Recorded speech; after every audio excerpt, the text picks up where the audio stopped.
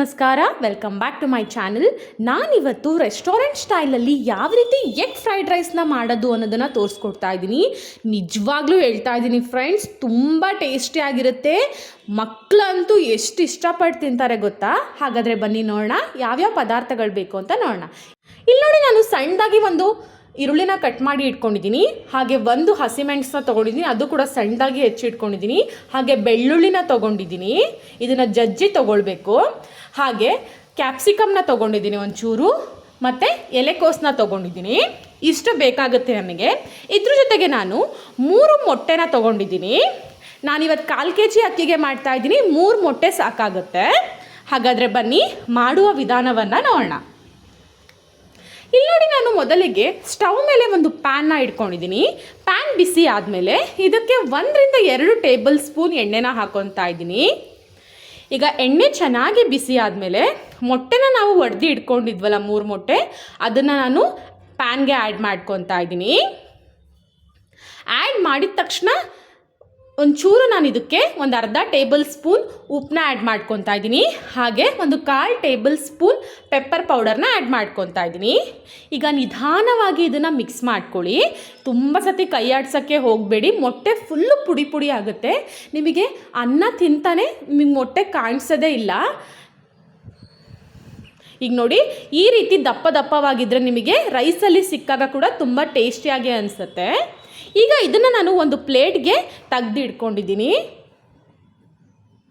ನೋಡಿ, ಈಗ ಇದೇ ಪ್ಯಾನ್ಗೆ ನಾನೀಗ ಒಂದು 3 ರಿಂದ 4 ಟೇಬಲ್ ಸ್ಪೂನ್ ಎಣ್ಣೆನ ಹಾಕೊತಾ ಇದ್ದೀನಿ.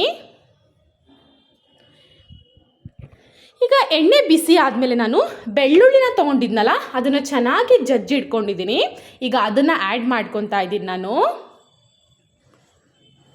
ಈಗ ಎಣ್ಣೆಯಲ್ಲಿ ಒಂದು 30 ಸೆಕೆಂಡ್ಸ್ ಇದನ್ನು ಚೆನ್ನಾಗಿ ಫ್ರೈ ಮಾಡ್ಕೊಳ್ಳಿ. ನಾನೀಗ ರೆಸಿಪಿನ ಮಾಡ್ತಾ ಇದ್ದೀನಲ್ಲ, ಇದು ಹೈ ಫ್ಲೇಮಲ್ಲೇ ಮಾಡುವಂತಹ ರೆಸಿಪಿ.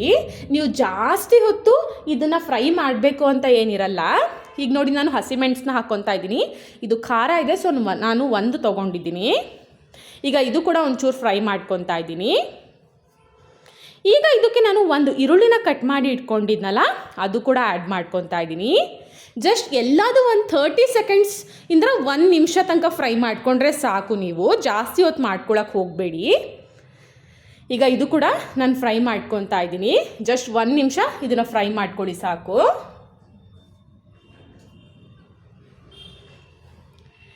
ಈಗ ನೋಡಿ, ಈಗ 1 ನಿಮಿಷ ಆದಮೇಲೆ ಇದಕ್ಕೆ ನಾನು ಕ್ಯಾಪ್ಸಿಕಮ್ ಮತ್ತು ಎಲೆಕೋಸನ್ನ ಹಾಕ್ಕೊಂಡು ಇದು ಕೂಡ ಒಂದು 2 ಮಿನಿಟ್ಸ್ ಇದನ್ನು ಫ್ರೈ ಮಾಡ್ಕೊತೀನಿ ನಾನು ಅಷ್ಟೇ. ವೆಜ್ಜೀಸ್ ಎಲ್ಲ ತುಂಬ ಹೊತ್ತು ಫ್ರೈ ಮಾಡೋದು ಬೇಕಾಗಿಲ್ಲ. ನೋಡಿ, ಈಗ ಇದು ಕೂಡ ಫ್ರೈ ಆದಮೇಲೆ ಇಲ್ಲಿ ನೋಡಿ, ನಾನು ಫ್ರೈಡ್ ರೈಸ್ ಮಸಾಲಾನ ತೊಗೊಂಡಿದ್ದೀನಿ ಚಿಂಗ್ಸ್ ಅವರದು. ಇದು ತುಂಬ ರುಚಿಯಾಗಿರುತ್ತೆ. ಜಸ್ಟ್ 10 ರೂಪೀಸ್ ಪ್ಯಾಕೆಟು ಎಲ್ಲ ಸ್ಟೋರ್ಗಳಲ್ಲೂ ಅವೈಲೇಬಲ್ ಇರುತ್ತೆ. ಇದರಲ್ಲಿ ನಾನು ಒಂದು ಅರ್ಧ ಟೇಬಲ್ ಸ್ಪೂನ್ ಇದಕ್ಕೆ ಆ್ಯಡ್ ಮಾಡ್ಕೊತಾ ಇದ್ದೀನಿ. ತುಂಬ ಟೇಸ್ಟಿ ಆಗುತ್ತೆ, ಒಂದ್ಸತಿ ಟ್ರೈ ಮಾಡಿ ನೋಡಿ. ಈಗ ಇದನ್ನು ಮತ್ತೊಮ್ಮೆ ಚೆನ್ನಾಗಿ ಮಿಕ್ಸ್ ಮಾಡ್ಕೊತಾ ಇದ್ದೀನಿ.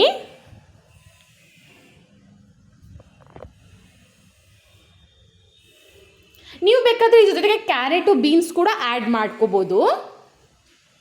ಈಗ ನೋಡಿ, ನಾನು ಒಂದು ಅರ್ಧ ಟೇಬಲ್ ಸ್ಪೂನ್ ಪೆಪ್ಪರ್ ಪೌಡರ್ನ ಆ್ಯಡ್ ಮಾಡ್ಕೊತಾ ಇದ್ದೀನಿ. ಮಾತ್ರ ನಿಜವಾಗ್ಲೂ ಹೇಳ್ತಾ ಇದ್ದೀನಿ, ಇದು ಮಸ್ಟ್ ಟ್ರೈ ರೆಸಿಪಿ ಅಂತಲೇ ಹೇಳ್ಬೋದು. ತುಂಬ ರುಚಿಯಾಗಿರುತ್ತೆ ಮಾತ್ರ. ಈಗ ನಾನು ಮೊಟ್ಟೆನ ತೆಗೆದು ಇಟ್ಕೊಂಡಿದ್ನಲ್ಲ, ಅದನ್ನು ಇದ್ರ ಜೊತೆನೇ ಆ್ಯಡ್ ಮಾಡ್ಕೊಂಡು ಈಗ ನಿಧಾನವಾಗಿ ಮಿಕ್ಸ್ ಮಾಡ್ಕೊತೀನಿ ನಾನು. ನೋಡಿ, ಮೊಟ್ಟೆ ಎಷ್ಟು ದಪ್ಪ ದಪ್ಪವಾಗಿ ಬಂದಿದೆ ನಮಗೆ. ಅದೇ ನೀವು ಜಾಸ್ತಿ ಕೈ ಆಡಿಸ್ಬಿಟ್ರೆ ನಿಮಗೆ ಮೊಟ್ಟೆ ಫುಲ್ ಪುಡಿ ಪುಡಿ ಆಗಿಬಿಡುತ್ತೆ. ಈಗ ನಾನು ಲೋ ಫ್ಲೇಮ್ ಮಾಡ್ಕೊತಾ ಇದ್ದೀನಿ. ಇಲ್ಲಿ ನೋಡಿ, ನಾನು ರೈಸ್ನ ಮಾಡಿ ಇಟ್ಕೊಂಡಿದ್ದೀನಿ. ಈಗ ರೈಸ್ನ ನಾನು ಇದಕ್ಕೆ ಆ್ಯಡ್ ಮಾಡ್ಕೊತೀನಿ. ಈಗ ನಾನು 1/4 kg ರೈಸ್ನ ಮಾಡ್ಕೊಂಡಿರೋದು ಇವತ್ತು. 1/4 kgಗೆ ಸರಿಯಾಗುತ್ತೆ ಇದು.